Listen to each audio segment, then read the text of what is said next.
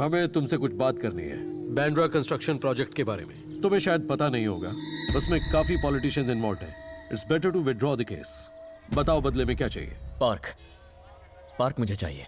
देखो मेरी बात मानो, अपना इरादा बदल लो। जब बात नेचर को बचाने की हो तो उसके आगे मैं अपने आप की भी नहीं सुनता। एमएलए तो ठहरा जाहिल आदमी, आप तो पढ़े लिखे लगते हैं। अब ये नहीं पता कि पढ़े लिखे हैं या भाड़े का सूट पहन के आए हैं। बात सिर्फ जॉगर्स पार्क की नहीं है, बात उन 213 पेड़ों की है जो इस पूरे शहर को ऑक्सीजन देने का काम करते हैं। So do not disturb DND। Trust me, this MLA is a very dangerous man. मर जाएगा वो। I mean, बिना ऑक्सीजन के। जाकर एमएलए को समझाओ प्रकृति और पेड़ हमारे लिए कितने मायने रखते हैं। उसका भेजा थोड़ा स्लो चलता है, तुम पूरा दम लगा लो, लेकिन वो पार्क तुम्हारा कभी नहीं होगा। सिया।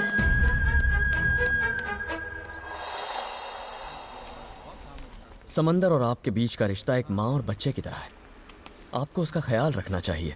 मानता हूं आप ज्यादा से ज्यादा मछलियां पकड़ना चाहते हैं, लेकिन ज्यादा मछलियां पकड़ना भी हानिकारक हो सकता है। पर्यावरण की भलाई इसी में है कि आप जरूरत के हिसाब से मछलियां पकड़ें। अगली बार समंदर में जाने से पहले एक बार आपस में चर्चा कर लीजिए कि उस दिन आपको कितनी मछलियां पकड़नी है। मैं MLA देशपांडे का भाई हूँ। कल मछलियां पकड़ने आपके साथ मैं भी चलूंगा, तभी बात कर लेंगे। क्या हुआ, गले में खराश है? पार्क को लेके तेरे ऊपर मेरे भाई का दिमाग बहुत सटका हुआ है। तेरे भाई की सटके तेरी सटके या किसी और की, मुझे कोई परवाह नहीं। सोच अगर कुदरत की सटकी तो क्या होगा। तुझे आइडिया नहीं है भाई को गुस्सा आया तो तेरे साथ क्या होगा। तेरे टुकड़े टुकड़े करके समुंदर में फेंक देंगे। अब कैसे समझाऊं तुझे? मेरे भाई, आकाश, वायु, धरती, ये समंदर, इनके गुस्से के आगे कोई नहीं टिक सकता। भाई का गुस्सा हम तेरे को दिखाएंगे। तू बता कुदरत क्या करेगी? हो जाए मुकाबला, जो जीता पार्क उसका। बोल क्या बोलता है? नहीं मानेगा। पर तुझे पूरा सीन दिखाने से पहले मैं छोटा सा सैंपल दिखाना चाहता हूं। आई प्रॉमिस, ये बस एक छोटा सा सैंपल होगा।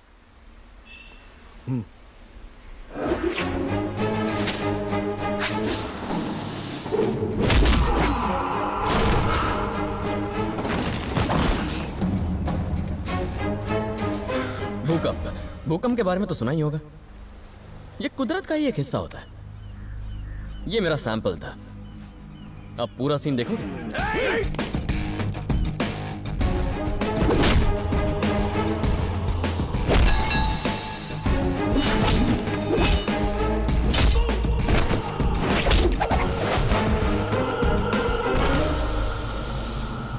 और ये बवंडर था।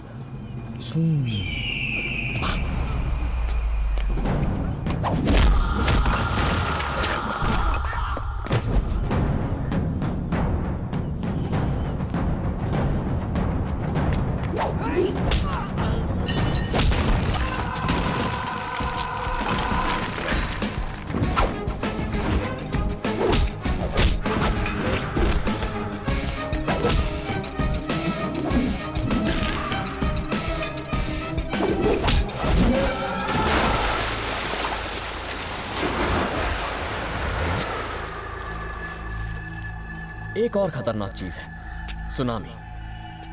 लहरें ऊपर उठती जाती हैं। चल एक कोशिश करते हैं तुझे ऊपर उठाने की।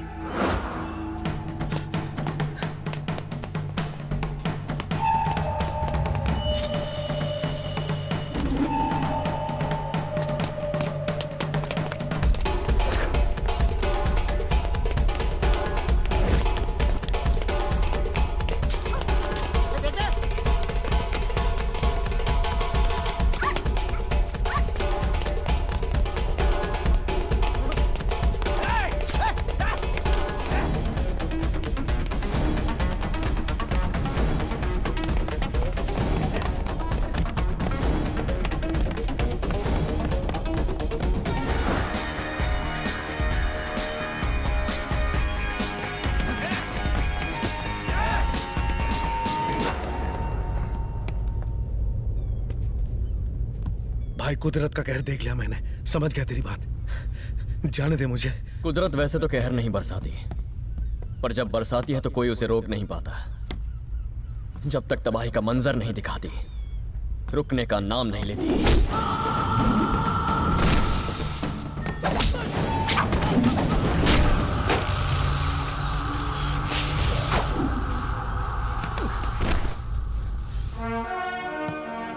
मैं भाई को जाके बता दूंगा कि तुमसे उलझने का नतीजा क्या होता है। मुझसे नहीं दोस्त, कुदरत से उलझने का।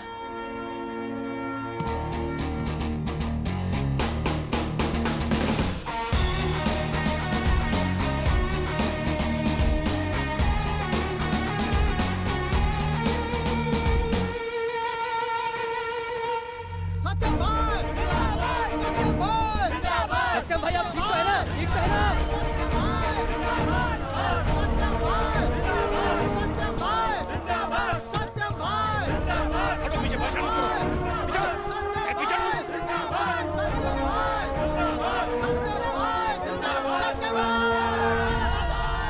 सर आपके ऊपर जो हमला हुआ है उसके बारे में क्या कहेंगे? सर इसके पीछे किसका हाथ है? सर क्या आपको लगता है कि ये किसी की साजिश है? सर कुछ तो बताइए। छोटा सा एक्सीडेंट हुआ था और कुछ नहीं।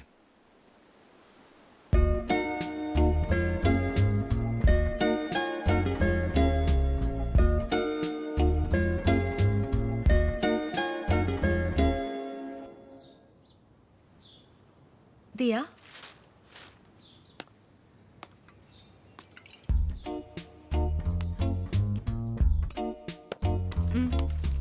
थैंक्स।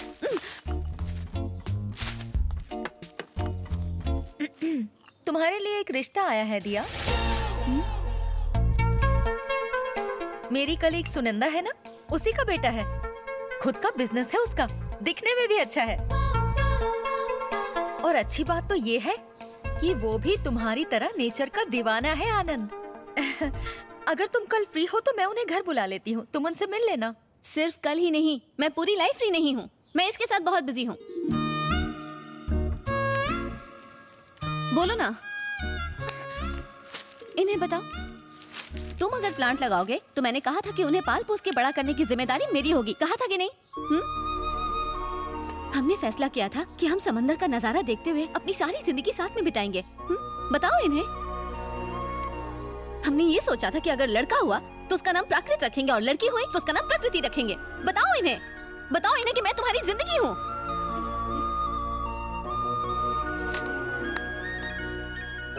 जितना प्यार मैं पेड़ों से करता हूं, उतना ही प्यार दिया से भी करता हूं। तुमने कहा था कि मैं पेड़ों से भी खास हूँ। तुम मेरे लिए सबसे खास हो। हेलो। हेलो सुरेश जी, मैं आनंद के कॉलेज का प्रिंसिपल बोल रहा हूँ। बोलिए सर। हाल ही में पार्क के मामले में आनंद ने एमएलए को धमकाया था। हमारे आनंद ने? जी हाँ, इतना ही नहीं, उसने एमएलए के आदमियों को मारा भी। हे भगवान। इस झगड़े की वजह से एमएलए को पार्टी से निकाल दिया गया है और अब वो आनंद से बहुत नाराज है। एमएलए की पावर चली गई है और वो ये बात भूलेगा नहीं। वो इस बात का बदला जरूर लेगा। मेरी मानिए तो बेहतर होगा अगर आप आनंद को कहीं दूर भेज दें। क्या हुआ सुरेश, किसका फोन था? वो आनंद के कॉलेज के प्रिंसिपल का फोन था। उसने कुछ लोगों से मारपीट कर ली है।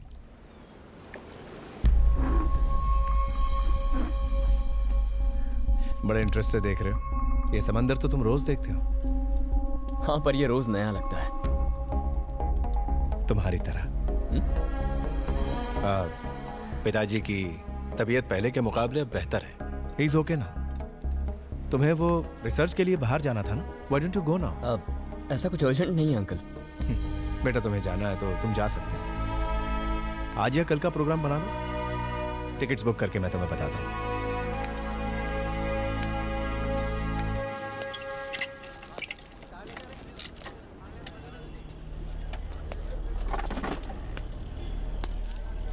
क्या प्रॉब्लम है? स्कूटर में प्रॉब्लम नहीं है, कुछ और प्रॉब्लम है। दरअसल मुझे सत्यम जी से मिलना है।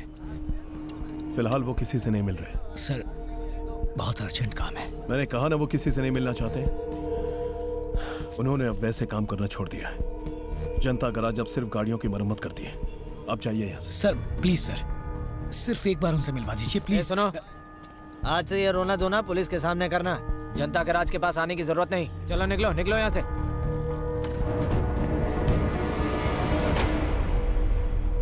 सुनो, कौन था? भाई वो आदमी वेस्पा के स्पेयर पार्ट्स के लिए आया था। उसी के लिए आया था भाई।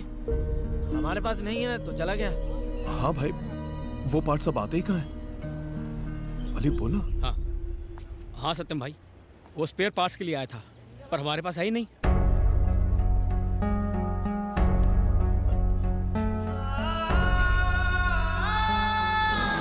भाई भाई भाई भाई भाई भाई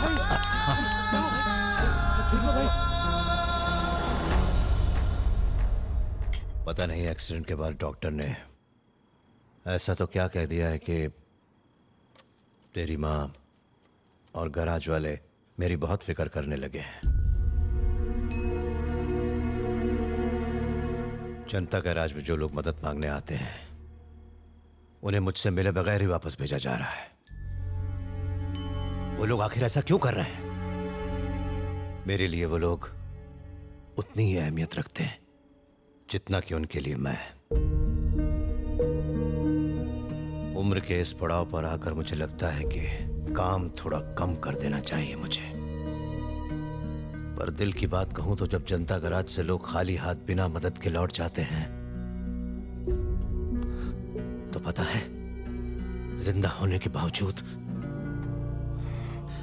लगता है जीते जी मर गया।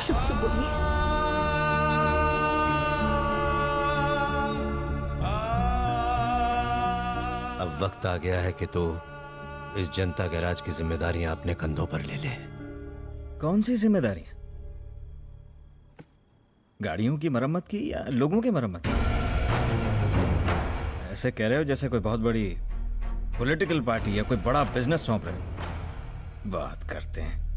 मेरे नजरिए में वो उन सबसे बढ़ के हैं। मेरे लिए नहीं है।